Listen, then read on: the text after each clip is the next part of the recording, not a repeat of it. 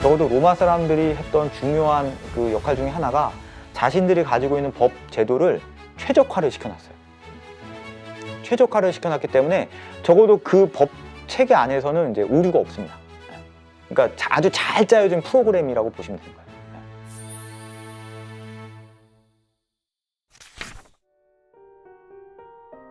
로마법이 특별한 이유는 기존에 자기네들이 갖고 있는 법을 그리스의 사상에다가 접목을 시켜서 그것을 학문화시킨 것이 로마 사람들의 특별함이라고 할까요? 사실은 뭐 어렵고 복잡한 얘기 그런 거는 그리스 사람들이 훨씬 더 많이 하죠. 그리스 사람들이 생각했던 법이라고 하는 개념은 추상적인 이제 그런 겁니다. 공동체의 어떤 바람직한 규범은 무엇인가, 뭐 정의란 무엇인가, 뭐 이런 굉장히 추상적이고 이론적인 차원의 논의였다면 그런 추상적이고 어렵고 이론적인 얘기가 아니라 로마 법률가들은 굉장히 실제적이고 실용적인 법률 문제를 다룬 겁니다. 로마 사람들 기본적인 이제 특성이 뭐 실용성으로 이제 아주 탁월한 민족들이기 때문에 실용적인 법학을 좀 더 이제 선호했다라고 말씀드릴 수 있고요. 그러니까 그리스 사람들이 했던 법학은 오늘날 이제 법철학에 해당하는 것이고 로마 사람들이 했던 건 이제 오늘날 이제 민법학에 이제 해당하는 영역이라고 말씀드릴 수 있습니다. 로마가 노예제 사회였죠. 근데 그 점에서 이제 합법이 어떻게 발전할 수 있겠느냐라고 질문을 하실 수가 있는데 일단은 뭐 엄밀하게 말하면 이제 노예제 사회에서 노예는 이제 사람이 아닙니다. 물건이에요. 그래서 이제 일단은 이제 배제가 되는 것이고 그 다음에 이제 공동체를 구성하는 성원, 시민이라고 이제 부르는데 그 시민 간에는 이제 당연히 적어도 사법의 세계에서는 자유롭고 평등한 지위에 있습니다. 물론 뭐 현실 세계에서는 뭐 귀족도 존재하고 평민도 존재하고 또 귀족 중에서도 뭐 굉장히 이렇게 힘 있는 귀족도 있고 뭐 돈 많은 귀족도 있고 뭐 몰락한 귀족도 있고 평민 중에서도 뭐 돈 많은 평민이 있고 그런 어떤 차이가 있지만 적어도 사법의 세계에 있어서는 시민에 속하는 한 자유롭고 평등하게 취급했다라는 것이 일단 굉장히 중요한 것이고요. 근데 로마가 이제 더 위대한 거는 단지 뭐 로마 시민들 사이에서만 평등하고 뭐 로마 시민 아닌 사람들은 뭐 차별하고 배척했냐 그런 것이 아니고 로마 시민이 아니더라도 적어도 로마 제국 안에 사는 사람들 사이에서는 물론 계속 말씀드립니다만 이제 사법의 영역에서는 자유롭고 평등한 권리의 주체로서 인정을 했다는 게 이제 로마의 어떤 위대함 중에 하나입니다. 로마 사람들이 제시한 기준은 공법은 국가 공동체의 이익에 관한 법이고 사법은 개개인들의 이익에 관한 법이다라고 이렇게 나누고 있거든요. 근데 이게 오늘날 우리가 생각하면은 뭐 너무 당연하다라고 생각을 할 수 있지만 사익을 긍정한다는 것이 과연 어떤 의미가 있을까? 사실은 이게 쉬운 건 아닙니다. 법이라고 하는 것은 기본적으로 이제 국가 공동체에서 이제 다루어지는 법이기 때문에 개개인들의 사익을 긍정한다라고 하는 게 경우에 따라서 이제 국가 입장에서는 뭐 별로 뭐 이렇게 도움이 안 되기도 하고 사실은 뭐 별로 관심이 없기도 하고 솔직히 말하면 근데 어쨌든 로마법의 중요한 거는 개개인의 사익의 긍정에서부터 나왔다는 것이고 따라서 개개인이 적어도 사법의 세계에서 자유롭고 평등한 개개인이 자신들의 사익을 추구하는 활동을 국가가 긍인을 하는 거예요. 그리고 그 가운데 생기는 갈등과 분쟁에 대해서 국가가 해결할 수 있는 또 기준으로서 법을 또 발전시켰다라고 하는 것이 굉장히 특이한 점이라고 이제 생각을 할 수가 있습니다. 이게 이제 어디서 확인이 되냐면 로마가 공화정 시기에 이제 귀족과 평민 사이에 여러 가지 그 신분 계층 갈등이 막 일어나거든요. 근데 대체로 보면 귀족과 평민이 법적으로 동등한 취급을 받는 걸로 이제 귀결이 납니다. 그것이 가능했던 이유는 뭐 귀족들이 마음이 착해서 또는 뭐 너그러워서라기보다는 그 평민들이 열심히 그 본인들의 권리와 그 이익을 위해서 열심히 이제 투쟁을 한 것이고 그 투쟁이라고 하는 것이 이제 귀족들이 보기에도 이렇게 함부로 취급할 수 없는 막강한 힘이 있었기 때문에 평민들의 요구를 이제 긍정할 수밖에 없는 그런 어떤 사회적 배경이 있지 않았을까라는 이제 생각이 듭니다.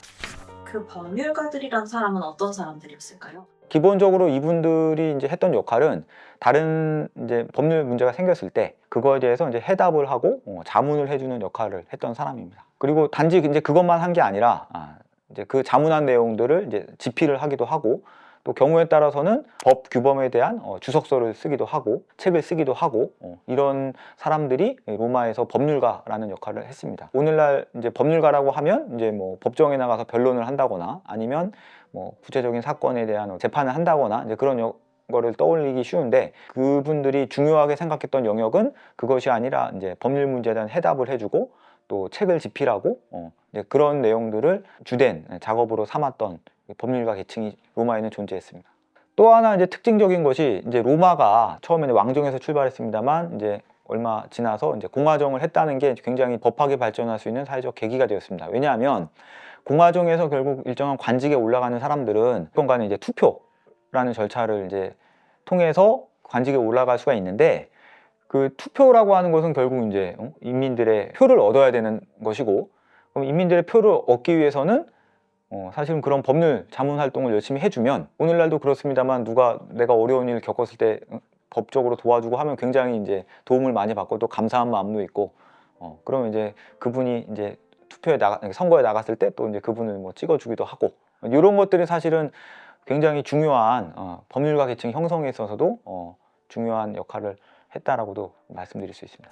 저희가 쓰고 있는 이 법 안에 이게 어디에 어떻게 남아 있는 걸까요? 법을 이제 공법과 사법으로 나누는 거 그것부터가 사실 이제 로마법에서 온 것이고 그 다음에 이제 민법에서 재산권을 이제 물권과 채권으로 나누는 거 물권법 안에서 소유와 점유를 또 나누는 거 이런 생각들 채권법을 다시 계약법과 사무관리, 부당이득, 불법행위 이렇게 나누는 거 이거 자체가 사실은 다 로마 사람들이 만들어 놓은 그 이제 커다란 이제 뼈대 위에서 이제 후대에 들어가면서 뭐 경우에 따라서 로마법에 있는 걸 그대로 받아들이기도 하고 그 다음에 로마법에 있는 걸 바꾸기도 하고 경우에 따라서 로마법에 없는 걸 집어넣기도 하고 그런 과정을 통해서 오늘날 이제 서구의 근대 민법전이 만들어졌다 이렇게 말씀드릴 수가 있습니다. 다시 말씀드리면 로마 사람들이 만들어 놓은 제도가 뭐 다 이상적이라거나 다 바람직하다거나 뭐 다 완벽하다거나 그렇게 말씀드릴 수는 없는데 적어도 로마 사람들이 했던 중요한 그 역할 중에 하나가 자신들이 가지고 있는 법 제도를 최적화를 시켜놨기 때문에